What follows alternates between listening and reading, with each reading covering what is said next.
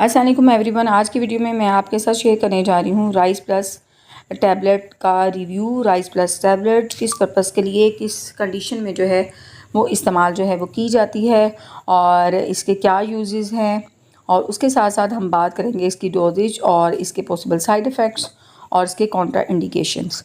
आपने वीडियो को एंड तक देखना है ताकि कंप्लीट इन्फॉर्मेशन जो है वो आपको मिल सके अबाउट दिस टैबलेट। तो ये टैबलेट जो है वो बिलोंग करती है एंटी डिप्रेसेंट जो मेडिसन है उसे ये बिलोंग करती है, और इसको यूज़ किया जाता है फॉर ट्रीटिंग साइकोलॉजिकल डिसऑर्डर, जिसके अंदर जैसे कि डिप्रेशन हो गया, एंजाइटी हो गया, बहुत ज़्यादा गुस्सा आना, चिड़चिड़ापन होना, उसके साथ साथ जो है हमेशा जो है वो नेगेटिविटी जो है या नेगेटिव थिंकिंग का बहुत ज़्यादा आना। तो इन तमाम कंडीशंस के अंदर जो है इसका इस्तेमाल किया जाता है। उसके साथ साथ जो शिज़ोफ्रेनिया के पेशेंट्स होते हैं उनको भी डॉक्टर ये मेडिसिन जो है वो प्रिस्क्राइब जो है वो करते हैं। अब बात कर लेते हैं कि हाउ इट वर्क्स, ये किस तरीके से काम करती है।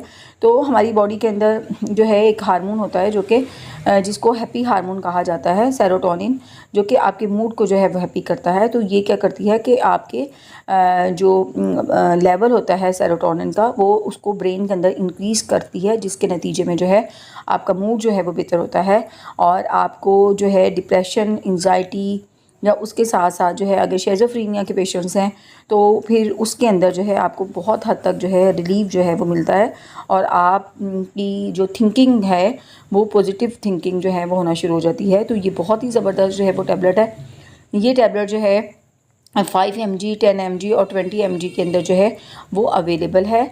डॉक्टर आपकी कंडीशंस, आपकी हिस्ट्री, आपकी एज, इन तमाम कंडीशंस को देखते हुए इसकी डोजेज जो है वो प्रिस्क्राइब जो है वो करता है कि आपने इसको दिन में एक गोली का इस्तेमाल करना है, कितने mg का इस्तेमाल करना है, या फिर आपने जो है दिन में इसको 2 बार लेना है। तो ये तमाम जो आप कह लें कि कंडीशंस हैं, इन कंडीशंस को देख के इसकी डोजेज जो है वो सिलेक्ट जो है वो की जाती है।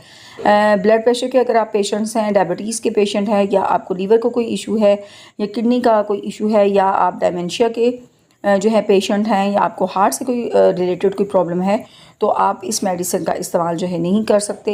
और उसके साथ साथ जो लैक्टेटिंग मदर्स हैं और जो प्रेग्नेंट ख़वातीन हैं तो उनके लिए भी इसका इस्तेमाल जो है वो इसको इस्तेमाल नहीं कर सकती हैं।